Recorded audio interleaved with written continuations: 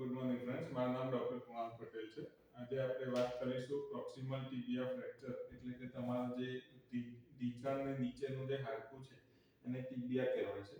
આ ટિબિયા એ તમારો જે ની જોઈન્ટ છે એનો બેઝ બનાવે છે.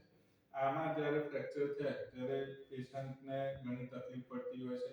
આ ભાગના ફ્રેક્ચરમાં જો પ્રોપર અલાઇનમેન્ટ ના થાય તો ઢીંચણનો ઘસારો અને દુખાવો બંને બહુ ઝડપથી આવતા હોય છે.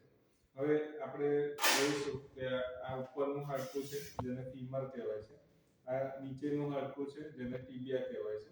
એની પાછળની બાજુ અને આગળની બાજુ લિગામેન્ટ્સ એટેચ હોય છે.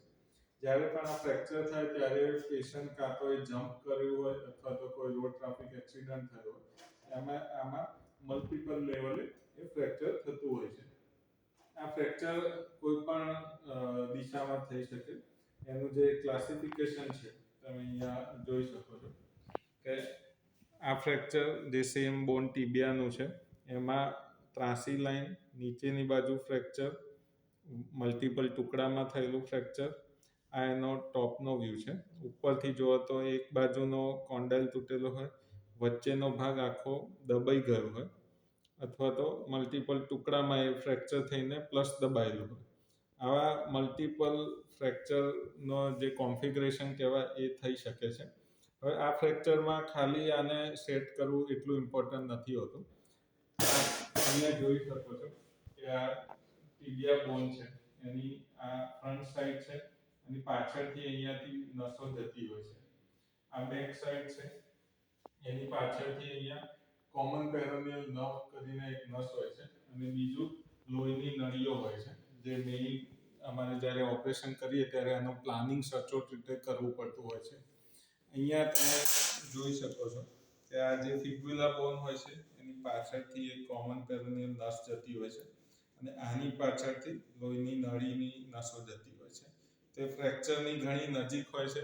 જ્યારે બી અમે આ ઓપરેશનનો પ્લાન કરીએ ત્યારે આ બંને વસ્તુ, લોહીની નળી અને આ જે નસ છે એને સાચવવાની, પ્લસ આગળની ચામડીનો ભાગ કઈ રીતે સાચવવો એનું બી અમે પ્લાનિંગ કરતા હોઈએ છીએ. હવે જ્યારે સર્જરી કરી ત્યારે એનો સીટી સ્કેન લઈને એનું જે આપણે ક્લાસિફિકેશન જોયું એ પ્રમાણે આપણે એનો પ્લાન કરતા હોઈએ છીએ. મોસ્ટલી ફ્રેક્ચર 3 રીતે થતું હોય છે.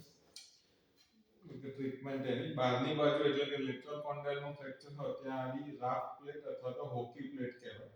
આ રીતે પ્લેટ અને સ્ક્રૂના કોન્ફિગરેશનથી એ ભાગનો જે દબાયેલો ટુકડો હોય એને ઊંચો કરીને અહીંયા પ્લેટને સ્ક્રૂથી એને બેસાડવામાં આવે છે. બીજી બાજુ જ્યારે પાછળના ભાગેનો ટુકડો જે અમે સીટી સ્કેનમાં પ્લાન કરીએ એ જગ્યાએ જો દબાઈ ગયું હોય તો પછી એને એલિવેટ કરીને આ રીતની એક પ્લેટ મૂકતા હોઈએ છીએ જે એને સપોર્ટ આપી શકે છે. આ તમે તમારા ઘરમાં કોઈ ટાઇલ્સ દબાઈ ગઈ હોય કે તૂટી ગઈ હોય તો એની નીચે આપણે એલિવેટ કરીને સિમેન્ટનું જે લેયર લગાવી એ રીતે સમજવાનું કે આને આ ટુકડો જો દબાઈ ગયો હોય તો પછી એને ઊંચો કરીને એને પ્લેટથી એક સપોર્ટ આપવાનો હોય છે. અને જો આગળના ભાગે ફ્રેક્ચર થયું હોય તો સિમ્પલ આવી જે પ્લેટ આવતી હોય છે એનાથી આપણે સપોર્ટ આપીએ છીએ. આનો જે મેઇન પોઈન્ટ છે જે જોઈન્ટનું લેવલ છે એ અમે મેન્ટેન કરતા હોઈએ છીએ. બાકી જે લોહીની નળી અને નસનું જે દબાઈ ના જાય અથવા તો ડેમેજ ના થાય એ ખાસ ધ્યાન રાખવાનું હોય છે.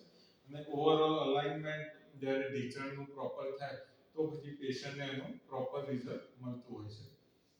આપણે અથવા તો આપના કોઈ સગા સંબંધીને આવું કંઈ બી ઇન્જરી થાય તો ફ્રેક્ચર થાય તો doctor Kunal Patel star orthopaedic હોસ્પિટલનો સંપર્ક કરો. Thank you.